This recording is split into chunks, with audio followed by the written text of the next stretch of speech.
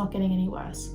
But then he did get worse. He was just floating around the tank upside down like a dead fish, and my other fish were coming in and like pecking at him. Like my heart dropped. I was like, oh my god. Hey guys, so I actually forgot to film an intro for this particular part because I filmed everything in one go. But basically today I'm going to be talking more into how we treated Hendrix once he got a lot worse. So as you saw in the last video, he became quite sick. And so in today's video, I'm going to be talking more about our vet trips and everything that's actually wrong with him. So I hope you enjoy. So I woke up one day to Hendrix. He had this sore on his gill. I noticed it during a water change and it must have popped up overnight. And I freaked out and I was like, oh my god, this looks like horrible. So I called the vet, an aquatic vet, and asked them about, can I bring him in? And they were like, yes, you can bring him in. I think I booked an appointment for like in 4 days time. Like it was like a Thursday and I booked it for like a Monday. And I was like, okay, cool. We'll finally get Hendrix sorted. Like maybe they can tell me what's wrong with his fish. Left it. And then the next day he was doing this. He was like lifeless. Like he was just floating around the tank upside down like a dead fish, and my other fish were coming in and like pecking at him, and he was just like he looked awful.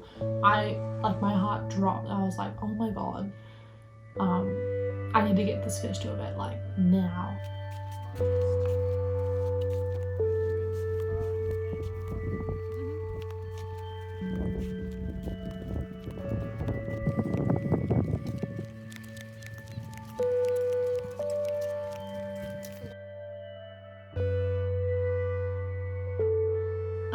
So when we were at the vet, because of coronavirus, in Australia it's not as bad. I know a lot of my viewers are Australia, so you guys probably know. I couldn't go in to the vet, only to drop him off and pick him up and pay. I had to wait in the car. So I don't know the full story at the vet other than what she's told me over the phone, because we had phone consults in the car. But basically she said, she took a scraping of the bacteria on his gill and said it's a bacterial infection. We need to treat him with injections. So she brought me inside. She had to show me how to inject the fish, so I was allowed to go inside, and she taught me how to inject the fish. And she said, okay, go. I think it was like 5 injections total, one at the vet, the last one at the vet as well, and then like 3 in the middle. And it's like every 3 days, so it's like 2 weeks of injections. So she taught me how to do it. I was like, okay, great, we have a plan for this little guy. I took him home and we started the injections. The injections were relatively easy. I didn't have a problem doing them. The most annoying part about it though was that because I'm not super well skilled in it and don't have a lot of experiences, I needed someone to hold the fish while I injected him, because I couldn't really do it all with one hand. So relying on other people was annoying. But took him home and we started doing the injections, and surely enough his red spot went down, which was really, really good. But I thought the injections were also, while they were external, internal, and that the 4-term injections were going to cure him and he would stop floating. But he kept floating. So even though he didn't have a bacterial infection anymore, he was still floating. So he had to go to the vet anyway for a checkup post the injections and to get his final injection. So we took him back to the vet. Off to the vet for the second time with Hendrix. His bacterial infection I think is gone, but he's still definitely got floating problem. And while we were there, she suggested, look, he's obviously floating, we should take an x-ray and see like what's going on inside this fish. She had a feel of him before the x-ray to see if she could feel anything wrong, and she said it doesn't feel like there's a gas bubble, it doesn't feel like there's any blockages, so we need to take an x-ray. And I said, yeah, okay, like go for it. It was really expensive, but I was determined to fix him. So we did the x-ray, and it turns out that Hendrix has a really, really big swim bladder, and it's like directly in like central to him, so that makes it obviously really big swim bladder means that he's going to float, but it also means that he kind of floats like a rolling ball. So he didn't really have like problems floating one specific way. Sometimes he would float on his side or his other side, and that made sense because the swim bladder was very central to his body. So she said, we can drain it for you. So I said, yes, please drain it. Drain the swim bladder. She took out, I think she said 5 ml of air. And when I got out of the car to go pick him up, he was sitting at the bottom of the bucket that I took him in. Like, he was sitting at the bottom, and I was like, oh my god, it works. Like, I don't know why I didn't think it would work, but I didn't think this fish would ever not float again. Like, he wasn't floating, and I was like ecstatic. Like, his bacterial infection was fixed and now he's not floating. So anyway, we took him home, put him in the tank, and he just sat there on the bottom of the tank for a few weeks. Like, I think it was like a week and a half. He was just bottom sitting, and for the first few days he really didn't move at all. And then after a few days of recovery, because for the x-ray he had to go under anesthetic, so for a few days recovery he was sort of getting back into things, and he would slowly start to kind of swim around the bottom, which was so exciting to me. And occasionally I would see him go up and then down. So yeah, it was like the complete opposite problem. Like, at first he wouldn't go down and then he wouldn't swim back up. So this fish has been all over the place, but basically he started getting better. But he was like very front tippy, like his tail was up and his head was always down. And he was always breathing very labored, like very labored breathing. So I contacted the vet again, and she suggested that we do a wen trim, which, if you guys don't know a lot about orandas, they have this fat deposits. I think they're fat deposits. Don't quote me, I'm not a vet. This is just what I've been told from my vet. On their head, they have like blood vessels, but they don't really feel them that much. But if you are going to trim a wen to the extent that we trimmed Hendrix's, they would feel it. But basically we're going to trim his wen. He needs to be knocked out for it. He needs to have local anesthetic and like painkillers as well. So this was like by far the most expensive procedure I had to pay for this fish out of everything. But I said, okay, fine. I've already done all this work. If he died because he can't breathe or whatever, that would just be a waste of time and effort and money. So I said, fine, let's trim his wen. So we took Hendrix back to the vet, and we got his wen trimmed. And he was there, like I dropped him off in the morning and I picked him up that same afternoon. It might have been an overnight stay, but they managed to get it done in one day. And when I took him home and I saw him, I was like in shock. Like, I didn't show you guys for a couple days till I got used to it, and I'm so used to him now. But when I first brought him home, I remember he was floating again, so I thought, well, that must have been a lot of weight because this fish was sunken and now he's floating again. So that's, you know, a good thing, I guess. But his head looked so like weird. It was kind of scary. I was like, did I wreck my fish? But he looked a lot happier. He was still breathing heavily. And I will just say now that he still does. He still does breathe heavily. I don't know what's wrong with that fish. I think it's just how he is, but he still breathes heavily. I don't think as heavy as he used to, but he does still breathe heavily. But yeah, basically we had to just wait and watch him recover and see how he went. It took a long time. Like, the vet said it would take a couple days. It honestly took probably 3 weeks until I was confident that this was the right decision. He took a long time to recover. His wen started off as like really red, like sore looking wen, and now it's gone back to like a pinky kind of yellow soft looking wen. He did get the black marks all over his face, which is normal when you trim a wen. I think it's just the tissue dying off, but he did get the black, and then it kind of has smoothed over and it looks a lot nicer now than it did before. That took a few weeks. And it's still going back now. He's getting like yellow spots under his face and everything, so it's still even coming back now. And I don't feed when encouraging growth foods. Like, I'm not going to do it. I don't want to encourage this wen growth anymore.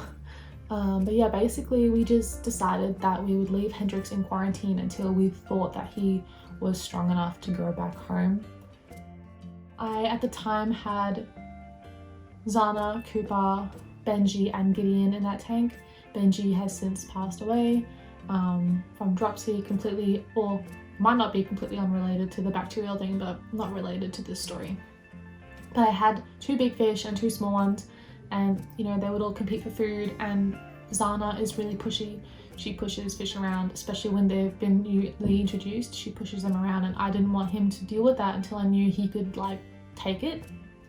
It took a long time for Hendrix to come around. After he got the wen trimming, he started floating again, and he would not stop floating, and I was like, oh my god, like he was better and now he's worse again. And has his swim bladder really inflated? Like, did that trip to the vet cause his swim bladder to re-inflate? This is crazy. I contacted the vet about draining it again. She didn't want to drain it so soon, which I understand. I looked into ways that I can drain it myself. I spoke to my vet about that. She doesn't recommend it. I'm reluctant to do it. It can be quite dangerous.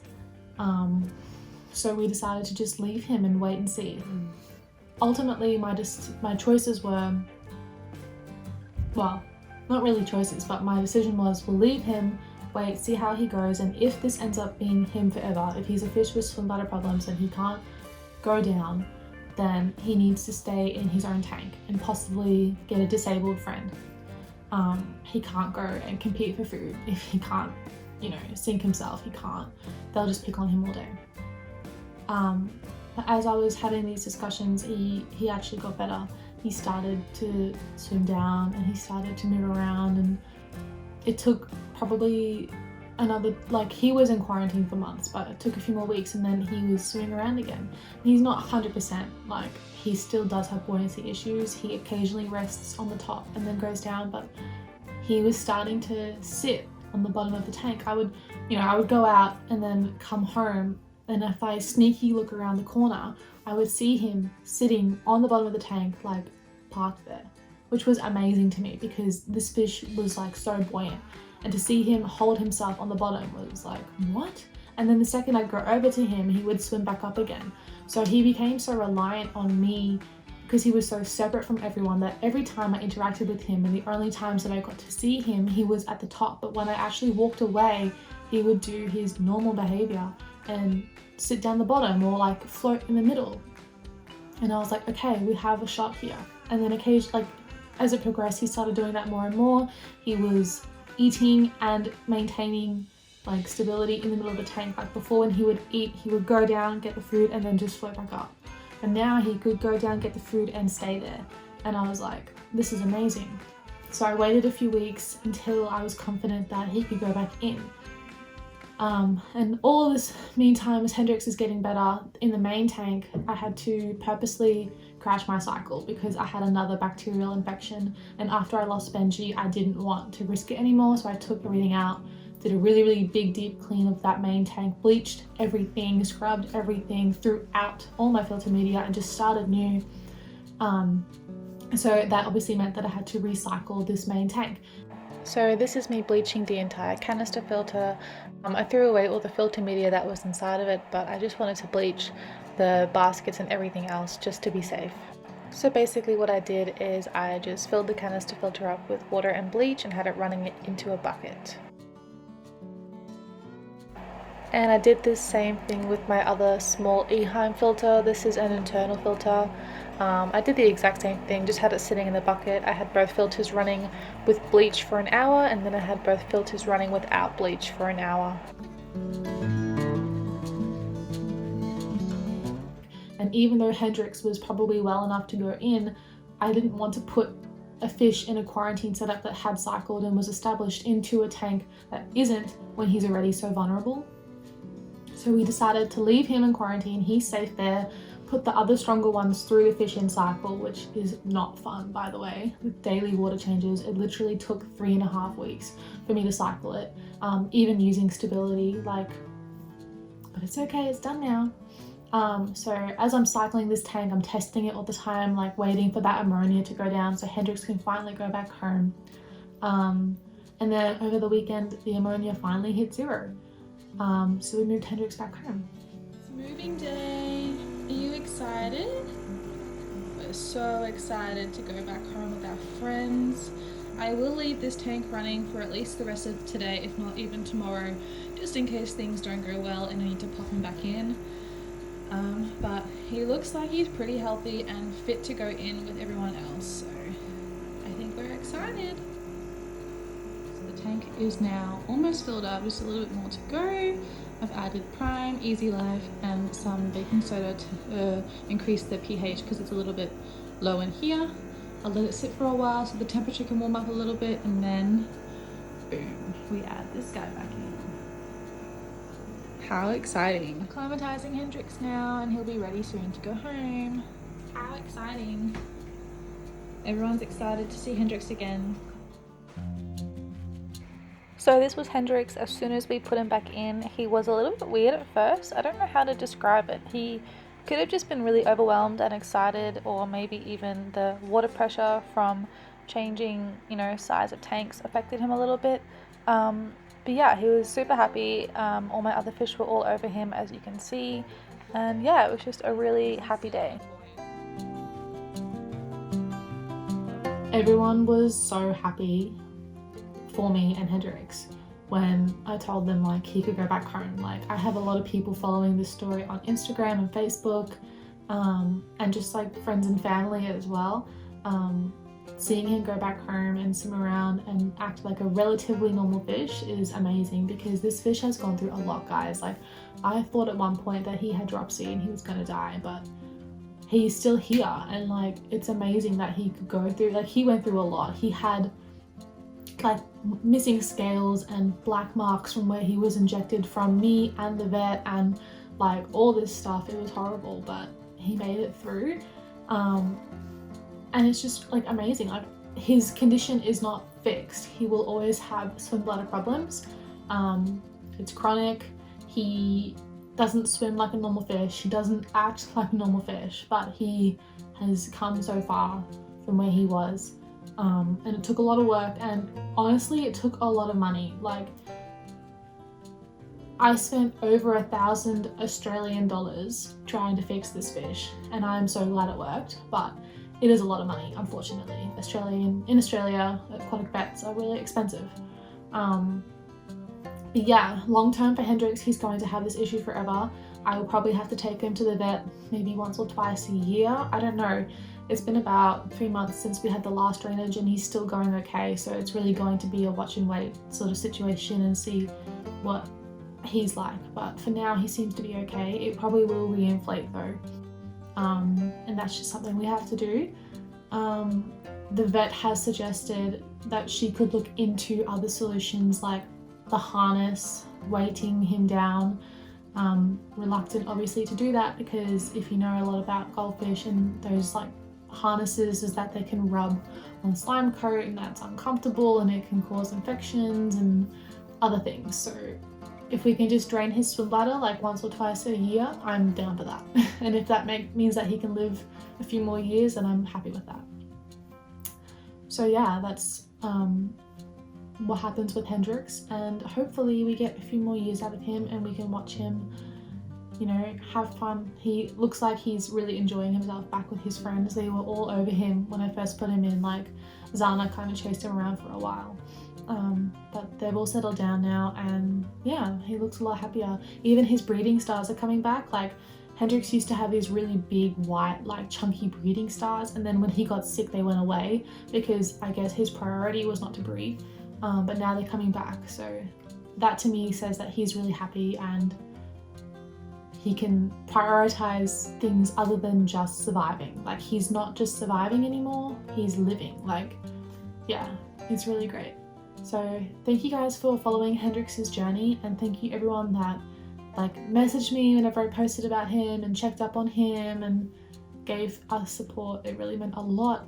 And it encouraged me to keep going, because it's so easy to give up with these fish. When people come across swim bladder fish, like, there's not a lot you can do. So I was really thankful for everyone who messaged me, and yeah, I will definitely keep updating you guys on Hendrix and his condition, and yeah, thanks for watching.